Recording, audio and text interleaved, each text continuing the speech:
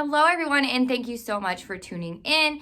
If you're new here, my name's Samantha. I go by Thrifty on a Dime on all social media platforms, and here I just talk about different ways to make money part-time, full-time, or just for extra cash, as well as over on my Instagram. I do share daily tips and tricks and motivation, positivity. So if you want to go follow me over there, it is Thrifty on a Dime as well. So be sure you do subscribe to this channel. You just have to click the little red button that says subscribe, and if you want to be alerted whenever I put out new content, you can actually hit the bell icon next to the subscribe button, and this will just tell you whenever I post new videos. So I have been selling on Facebook Marketplace for a while now, but as of recently, I did hear some horror stories, so it's really going to make me second guess on whether or not I want to still sell on there. So I want to start with sharing my experiences with Facebook Marketplace and my journey kind of on that site. And then I also want to get into the issues that has arose in the last couple of days that's really made me second guess selling on there. And then I want to move into whether or not I am going to still sell on Facebook Marketplace, or if I'm just going to go ahead and pull all my items or not. And then don't forget to watch until the very end, because there are going to be some tips to keep you safe on any platform that you're selling on, as well as different tips to kind of protect your business. If you don't know me, I live in a very small town and a small area. So selling on Facebook was never an issue for me. I always knew to meet in a public place, meet during daytime hours, have someone with me if I didn't feel comfortable. So I always had that in the back of my head. When Facebook started allowing you to sell and people could buy that weren't local, I jumped on it and I immediately started making sales. So it was awesome. It felt great to be able to have yet another platform that is selling very quickly for me, and the percentage is much lower than like Poshmark or other sites that I sell on. So that kind of excited me. I will admit that I failed to read into the seller and buyer protection, so I should have before actually setting up the shipping policy and going ahead with that. So upon further digging, trying to find what their policy was as far as returns and shipping and stuff like that, I dug, and it took me a little while to find the buyer protection, and really they focus hard on their protection, and pretty much there is so many ways for the buyer to get around it and get their money back, and the seller is out the money, from what I am gathering. So the horror stories that I heard were basically someone had sold some scrap jewelry, and it was, listed as scrap jewelry, and it showed how many grams they had, and it ended up being a lot of money worth. The person got it and said it wasn't as described, and they were told that it was reimbursed right away. So the money was taken out of the seller's account and put back into the buyer's, and they had the item. So that right there was like, oh my gosh. And the reason why that resonated with me is because when Mercari was first starting, their customer service was horrible. And I had a similar situation happen. I actually sold a very expensive item on there, and the buyer said they never received it.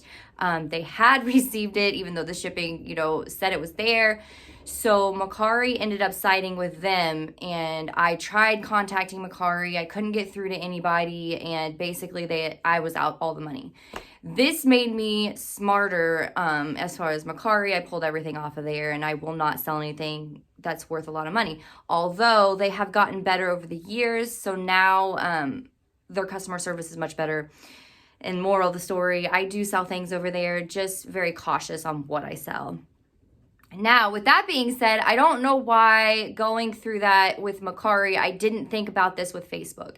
And I am so thankful that I'm a part of different reselling groups, and I saw, these people who were struggling going through this and trying to get their money back.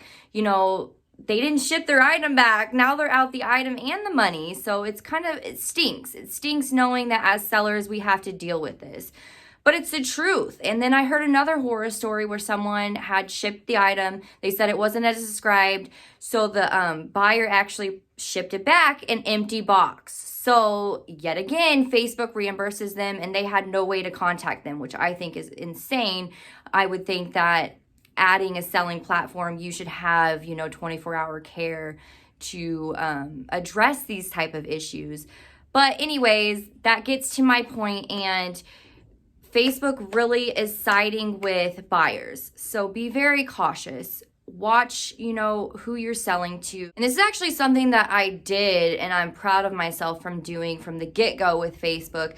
Anytime I'm getting ready to sell to somebody, either locally or shipping, I actually clicked on their profile. Even if they purchased from me already using the shipping feature, I click on their profile and kind of did a little research myself, checked out their Facebook page, checked out their, I think they have like a marketplace page too, so it's like separate. I checked out both of those pages before I go ahead and just ship the item. And I did that without even knowing it. But now I see that it was just kind of an unconscious thing that I have learned reselling over the years is to really check into those things, because you really don't know who you're selling to.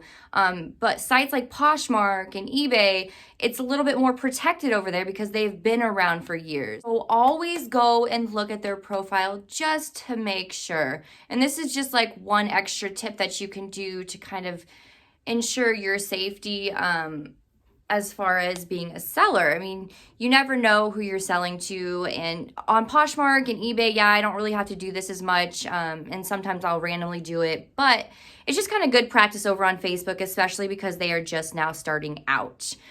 So another tip that I had learned is if you go to the UPS office, you can actually get a P.O. box, but they will name it as a suite instead of actually labeling it as P.O. box. And what this does is it's going to register as an actual address. So when you sign up for Facebook Marketplace, if you don't want to use your address as the return address, sign up for the UPS P.O. box and get it as a suite, and then this can be your return address. Now, I have heard you can do this at USPS as well, but you actually have to go into the store, because signing up online, they label it as a P.O. box. But if you go into the store, I've heard you can actually ask the postmaster, I think is how you pronounce it. The postmaster, you can actually ask if you can use their address as the return address with your P.O. box listed right underneath the address. Kind of like a house number, I guess you would say. So I learned that over on Clubhouse, and I think that is a super tip to use. So if you do not want to use your return address over on Poshmark or Facebook Marketplace, they don't allow P.O. boxes, but you can kind of get around it by doing this. That way, the person who purchased from you does not have access to your physical address. So this is just another extra added layer of protection as far as keeping yourself safe. So let me share what I'm going to be doing differently moving forward with utilizing Facebook Marketplace. So for one, I am so thankful that I came across those horror stories, because I was silly and I didn't check on Facebook's policy. Facebook policy really sides with the buyer, so I'm going to err on a side of caution, and I will not be listing higher end items on there. So anything that's probably over 40, 50 bucks, I'm more than likely not going to be listing on Facebook Marketplace until the policy kind of changes to really be more protected, have the seller more protected than just the buyer, because we should be able to contact somebody and say, hey, they sent us an empty box, and they should be able to check into that. But the fact that, it took the other people a whole week to even get in contact via email, it's just kind of like, really? You implemented a new selling site to your already existing site, and you don't have a way for us, sellers to communicate with you guys directly? I don't know. I just feel like that is crazy to me. But Mercari did the same, so maybe they'll have something here later on when, they see that they need it. Like, there's so many issues going on, they really need someone that people can contact directly. So I will be definitely keeping up on all the policy changes and being more vigilant when things like this do change, and not kind of putting it out of sight, out of mind. I'm making sales, it's okay.